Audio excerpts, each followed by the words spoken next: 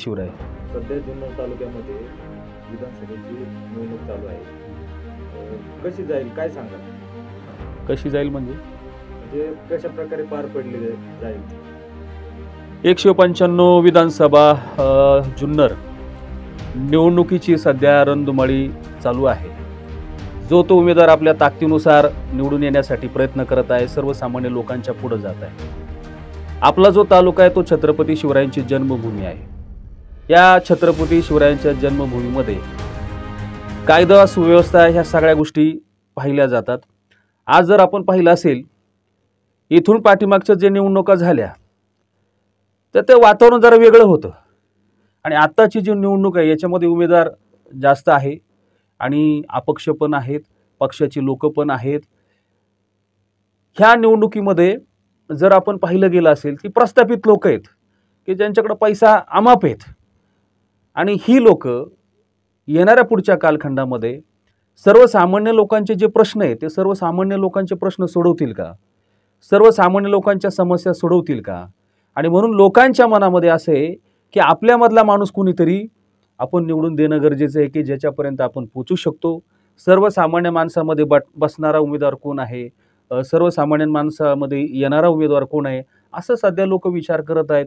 काही लोकांच्या मनामध्ये भीतीचं वातावरण आहे, दहशतीचं सुद्धा वातावरण आहे. पूर्वी प्रचाराला लोक जायची, आता थोडंसं घाबरतात. का घाबरतात लोक?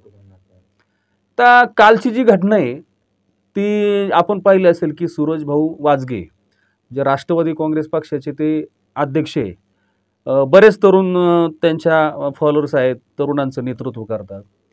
आता कालची घटना म्हणजे रात्रीचं त्यांच्या गाडीवरती अटॅक झाला. येणाऱ्या पुढच्या कालखंडामध्ये पत्रकारांवरती सुद्धा हल्ले होतील. पुढच्या 1 महिन्यामध्ये 2 महिन्यामध्ये सर्वसामान्य लोकांवरती हल्ले होतील, महाराज मंडळींवरती हल्ले होतील. कारण ही जी लोक आहेत ना, प्रस्थापित लोक, पैशावाले लोक, यांना पराभव सहनच होत नाही. जर आपला पराभव दिसतोय तर ही लोक काही ना काहीतरी उद्योग करतात. आणि आज जर माझा पराभव झाला तर कोण काय केलं, ह्या पत्रकारांनी माझ्या विरोधामध्ये काय केलं, सुशील महाराज माझ्याबद्दल काय बोलले, तर हे खुनसीचं राजकारण इथून पुढच्या कालखंडामध्ये होण्याची दाट शक्यता आहे. ही त्याची सुरुवात आहे. आणि म्हणून कालची जी घटना झाली त्याचा मी फक्त जाहीर निषेध व्यक्त करत नाही, तर ही गोष्ट गांभीर्याने घेणं गरजेचं आहे, प्रशासनानं घेणं गरजेचं आहे, पोलीस डिपार्टमेंटनी सुद्धा ही गोष्ट गांभीर्याने घेणं गरजेचं आहे. येणाऱ्या पुढच्या कालखंडामध्ये हे सर्वसामान्य लोकांना सहन करावं लागणार आहे, कारण ह्या लोकांना पराभव स्वीकारू शकत नाही, पराभव यांना मान्य नाही. आज आपण पाहिलं असेल, शरददादा मागच्या वेळेस पराभूत झाला, आशाताई पराभूत झाली, यांनी पराभव स्वीकारला, हे कामाला लागले. पण हे पैशावाली लोक आहे नाही, प्रस्थापित, यांना पैशाचा माज आहे आणि यांना असं वाटतं की आम्ही पैशाच्या जोरावरती काही पण करू शकतो, लोकशाही आम्ही पायाखाली तुडवू शकतो. आणि म्हणून मला सर्वसामान्य लोकांना सांगायचे, प्रशासनाला मला सांगायचे की अशी जी लोक आहे की ज्यांना पैशाचा माज आहे, तर ह्या लोकांना लोकशाहीमधून बाहेर काढणं खूप गरजेचं आहे, तर लोकशाही जिवंत राहू शकते. डॉक्टर बाबासाहेब आंबेडकरांनी सांगितलं की तुम्ही तुमच्यामधली माणसं निवडा आणि जी निवडून जातील त्याच्यातून तुम्ही एक निवडा. हे पक्ष संघटना हे आपल्याला संविधानामध्ये कुठंच दिसत नाही.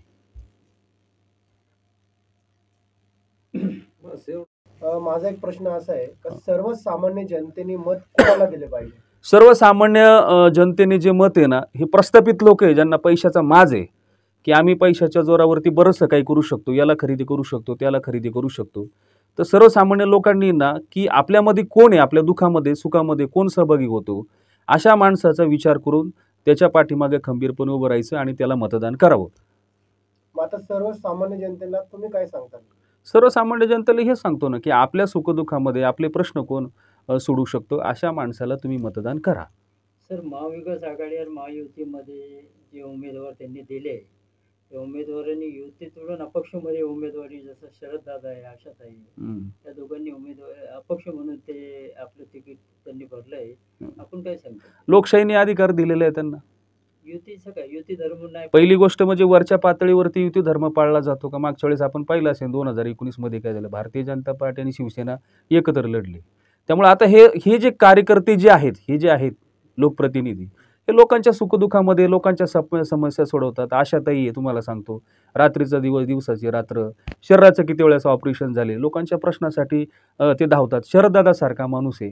बिबट्याचा प्रश्न तुम्ही पाहिला असेल, कशा पद्धतीने त्या माणसाने हे केलं, किती वेळ उपोषण झालं असेल, कितीतरी त्या शरीराला यातना सहन करावं लागेल. शेवटी त्यांना अधिकार आहे, ते लोकशाहीमध्ये अपक्ष म्हणून उभे राहू शकतात आणि लोकांनी सुद्धा त्यांचा विचार करावा, अशा पद्धतीचं माझं वैयक्तिक मत आहे. आदिवासी वादळ देवराम लांडे याच्याबद्दल आपण काय सांगतो?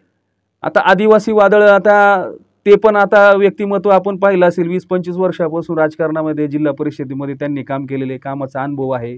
आता त्यांना राष्ट्रवादी पक्षाने तसं पाहिलं गेलं तर तिकडे द्यायला पाहिजे नव्हतं, परंतु काही शक्य झालं नाही. वंचितने त्यांना दिलेले, आंबेडकर साहेबांनी, आणि त्यांनी सुद्धा कंबर कसलेली आहे. त्यामुळे आता मागच्या वेळेस तिरंगी लढत होती, पण आता पंचरंगी लढत आहे आणि लोकशाहीमध्ये या झाल्या पाहिजे.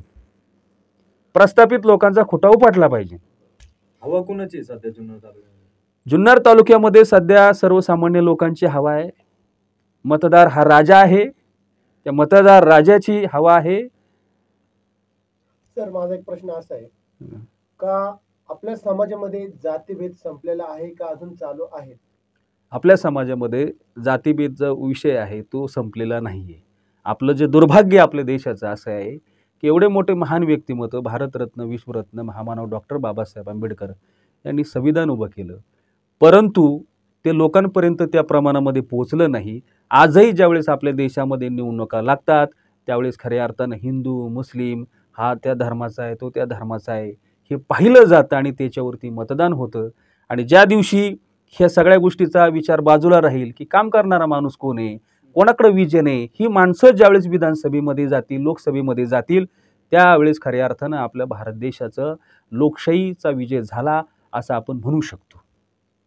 त्यामुळे जाती धर्माचा विचार करून जर कोणी मतदान करत असेल आणि जो तो त्या जातीला वेगळ्या पद्धतीने वेगळ्या दिशेला घेऊन जात असेल, तर मला असं वाटतं की ते सगळ्यात मोठं पाप आहे आणि ते पाप कोणीही करू नये. माणसाला तुम्ही निवडा, क्योंकि इंसान बडा होता है. मतदार राजांना आपण काय सांगणार? पैशाचं देवण घेऊन होणार आहे या इलेक्शनमध्ये, तर आपलं बहुमूल्य मत हे बघा, द्यावं, काय द्यावं, त्यांचं काय? ज्यावेळेस माणसाच्या बोटाला शाई लागते त्यावेळेस लोकशाही उभी राहत असते. आज पैशाची उधळण होत असते, तरुण कार्यकर्ते आहेत, त्यांना ते काही गोष्टीची जाणीव नसते, परंतु पैशाची उधळपट्टी करणारा जो उमेदवार असेल त्याला तुम्हाला सांगतो, त्याचा लोकशाहीमध्ये सर्वसामान्य मतदारांनी खोटा उपटायचाच, त्याचा पैशाचा माज हे करायचा.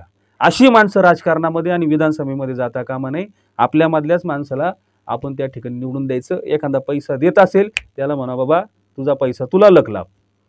धन्यवाद सर. ही स्वामी विचार तुम्ही विचारतो म्हटले ना. सर नमस्ते. सर नमस्ते. आपण सुद्धा देशाचे प्रथम नागरिक आहेत. तुमचं पण एक मित्रमंडळी नेटवर्क खूप मोठं आहे, तर आपला कल कोणाकडे आहेत हे आम्हाला कळू द्या. आमचा कल आमचं ठरलेलं आहे की आपल्याला जुन्नर तालुक्याचा आमदार कोणाला करायचं हे आमचा सगळा विषय झालेला आहे. आणि ज्यावेळेस ती योग्य वेळ येईल त्यावेळेस आम्ही निश्चित तुम्हाला पत्रकार परिषद घेऊन ते नाव आम्ही डिक्लेअर करू. धन्यवाद. धन्यवाद सर.